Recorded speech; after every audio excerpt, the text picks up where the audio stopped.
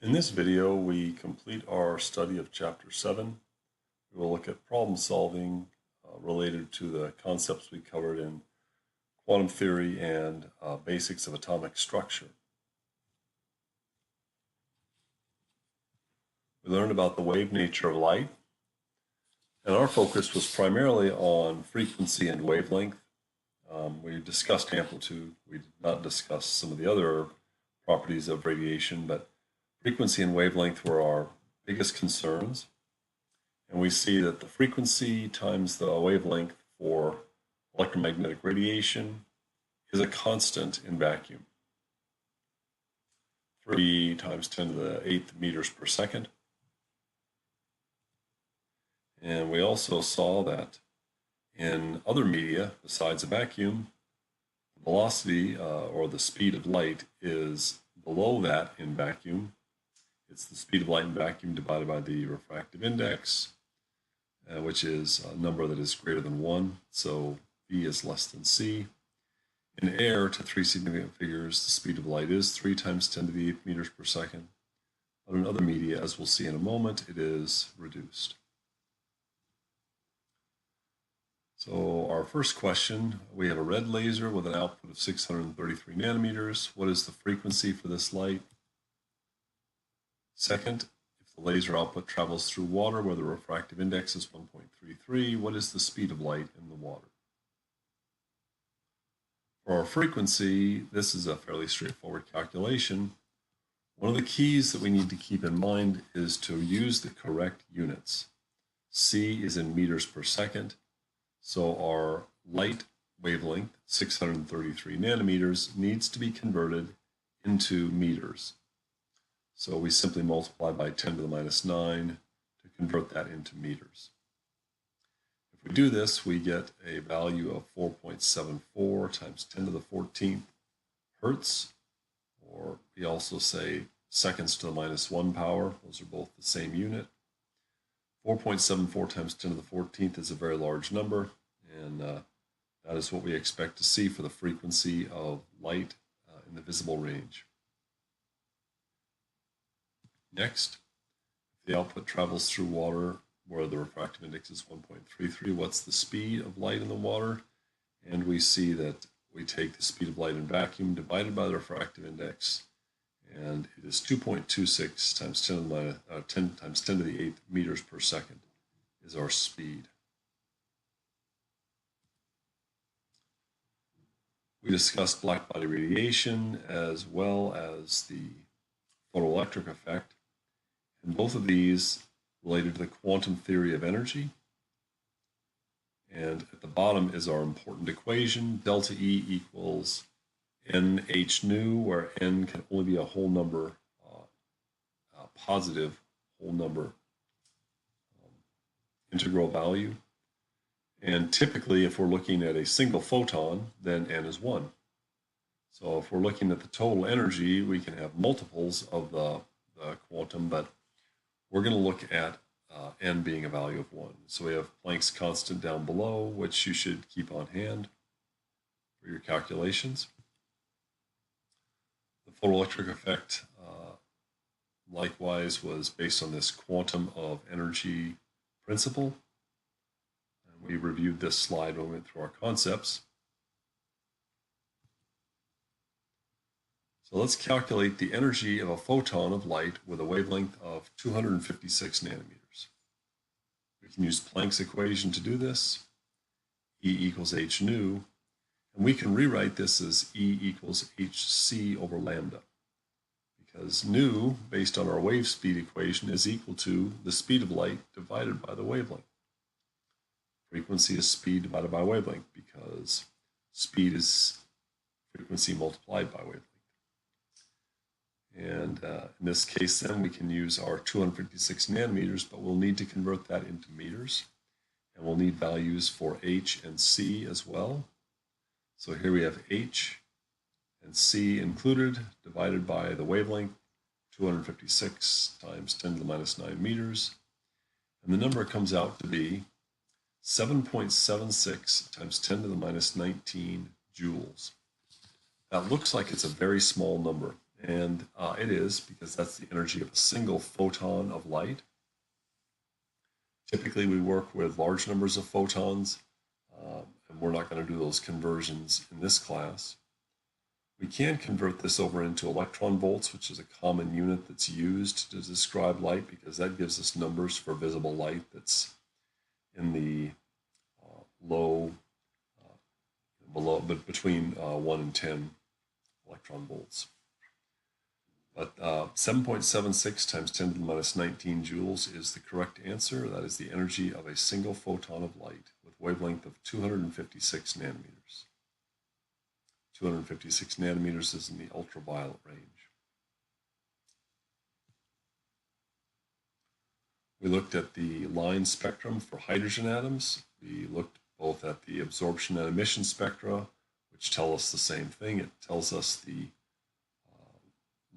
energies of the available quantum states for the hydrogen atom.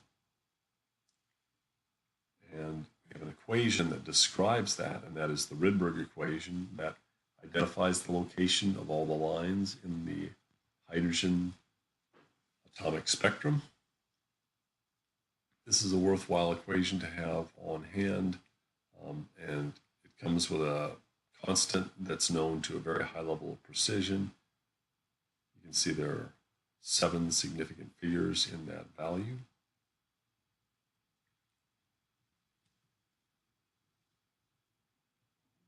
We'll look at a problem using the Rydberg equation. Here we have a hydrogen atom relaxing from the n equals 4 principal quantum number energy state to the n equals 1 principal quantum state. We'll ask 2 questions. What is the wavelength? And what is the energy of the photon emitted by the hydrogen atom? So we have 2 calculations to do. You can pause the video and try the calculation yourself. The wavelength can be obtained from the Rydberg equation. Once we have the wavelength, then we can use Planck's equation to get the energy out. Here's the Rydberg equation. So lambda is our unknown, N1 and N2 are our quantum states. And we know that N1 has to be 1 and N2 has to be 4 because the number in parentheses has to be a positive value. And so the smaller of the 2 quantum states is always N1. Plugging these values into the equation, we end up with a value for 1 over lambda in reciprocal meters. And that's a number that's not in the form we want it to be, so we're going to invert this. So if we invert it, we get the value of 9.725 with some extra digits times 10 to the minus 8 meters. And converting it to a number with 7 significant figures, because in this case, the Rydberg constant is the limiting precision on this, and it has 7 significant figures. So our answer is 97.25474 nanometers. That's very high energy. That's what we call the vacuum ultraviolet. That radiation is energetic enough it cannot pass through air. The air absorbs it and gets ionized. It's not quite to the X-ray region yet, not quite to the soft X-ray region.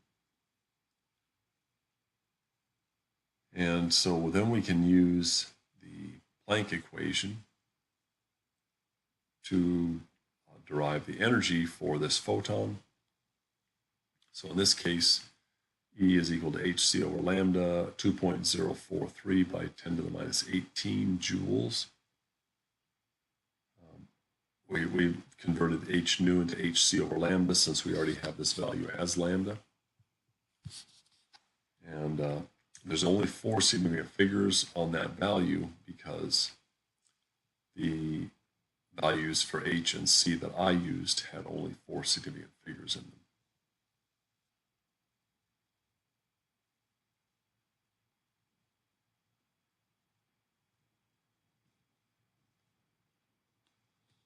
Next, we'll look at the wave-particle duality of matter. We've already looked at the wave-particle duality of energy through Planck's equation. We know that light is a wave. Electromagnetic radiation is a wave, but it also has particulate behavior, as seen in the photoelectric effect as explained by Einstein. But now we look at it from the perspective of waves, the wave nature of particles, that is, particles with rest mass, like electrons and protons and neutrons. And so the equation we want is at the bottom of this slide. That's the de Broglie wavelength. This is a useful equation for you. You will use this. Lambda equals h divided by mv or mu. That's the mass of the particle times its speed in meters per second.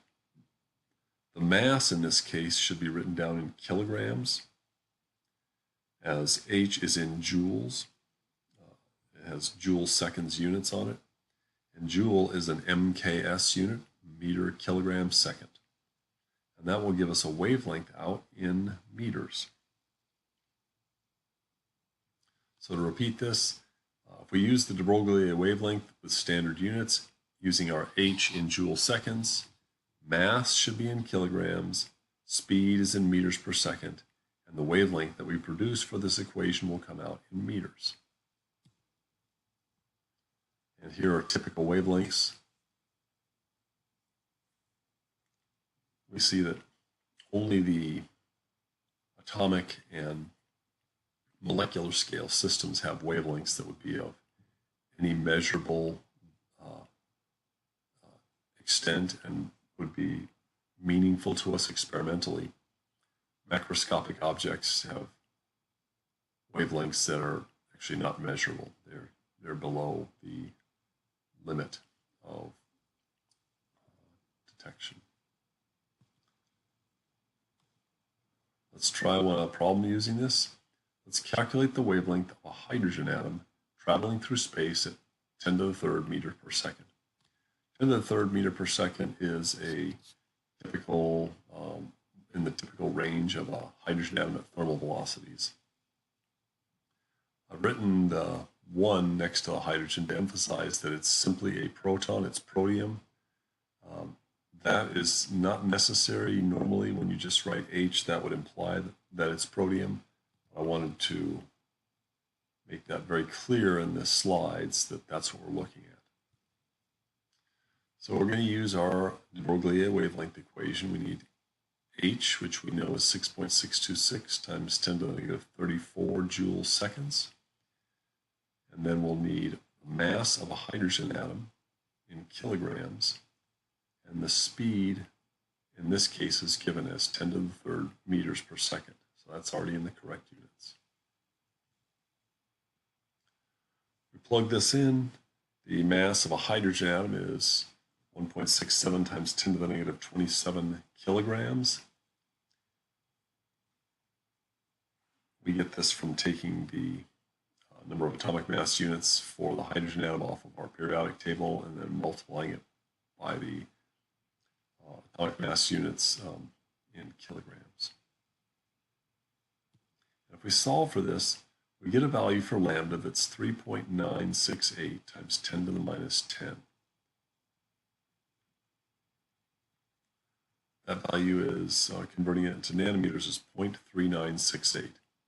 That's an interesting number to look at because we talked about how big atoms typically are. We're talking about something that's around a tenth of a nanometer. It turns out the hydrogen atom is defined by the Bohr radius. We're not going to go through the Bohr radius, but this is a bit larger than the Bohr radius. But it tells us the wavelength of the hydrogen atom is just a bit larger than the atom itself, which is why hydrogen shows very, very clear quantum mechanical behavior. Hydrogen atoms very much show a quantum and not classical mechanical behavior in their motions and physical behaviors.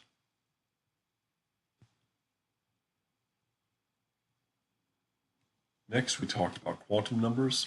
Quantum numbers are what fall out of the Schrodinger equation from constants of integration, and we knew that we had, in this chapter, in chapter 7, we had 3 important quantum numbers that you were going to remember.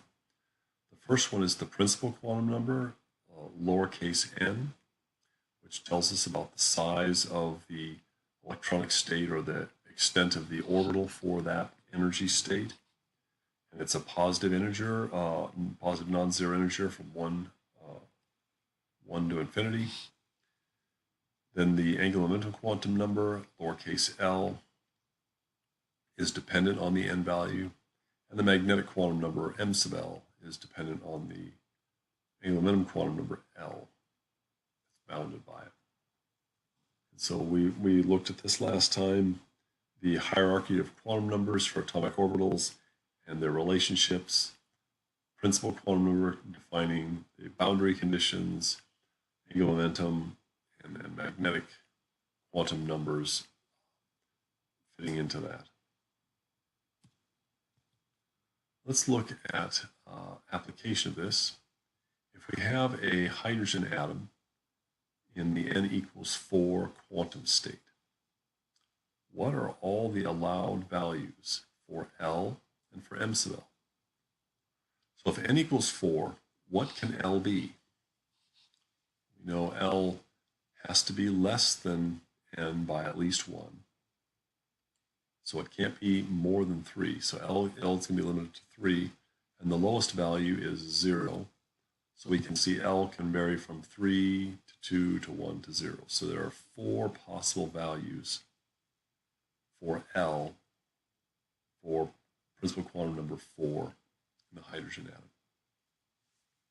Now, what can m sub l be? Well, m sub l would really be different, have different possibilities for L equals 0, 1, 2, and 3. So let's take the largest value of 3 because that will be the largest extent over which m sub l can vary. And m sub l for L being equal to 3 would be minus 3, minus 2, minus 1, 0, 1, 2, and 3. So those are all the allowed values within the n equals 4 quantum state. Now, if we're looking at n equals 4 and L equals 2, for example, so we might be looking at the 4D state, then m sub l could only be minus 2, minus 1, 0, 1, 2. So within that subset, there are still some limitations.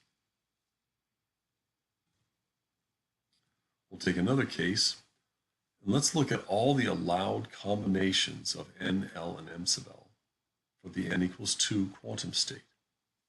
What are all the allowed combinations of n, L, and m sub l?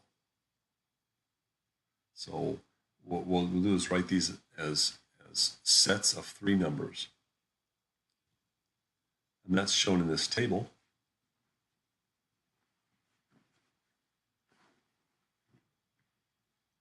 So in the first column, we have n equals 2.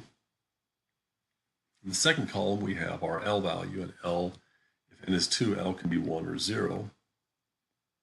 And then in the third column, we have the values of m sub l that will be allowed. So if L is 1, m sub l could be minus 1, or it can be 0, or it can be plus 1. If L is 0, then m sub l must be 0. So in our fourth column, then, we've written all 4 combinations of our quantum numbers that are allowed for the n equals 2 quantum state of a hydrogen atom. We can have n equals 2, L equals 1, m sub l equal minus 1. We can have n equals 2, L equals 1, m sub l equals 0. We can have n equals 2, L equals 1, and m sub l equals 1. We can have n equals 2, L equals 0, and m sub l equals 0.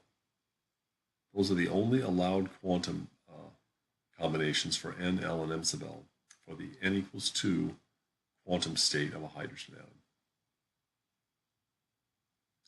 So if n equals 2, those are all possible states, and we'll see, we saw in our last video, there will be 4 degenerate states at the n equals 2 level. You can go back and look at that. Last thing we'll mention, but we won't do problems, you should be able to recognize these probability distributions. for the s orbitals and the p orbitals and the d orbitals. And we see the 1s, 2s, and 3s being spherically symmetric. We see the 2p having one nodal plane so that we have a dumbbell configuration. And then we have the L equals 2 or d orbitals where we have two nodal planes.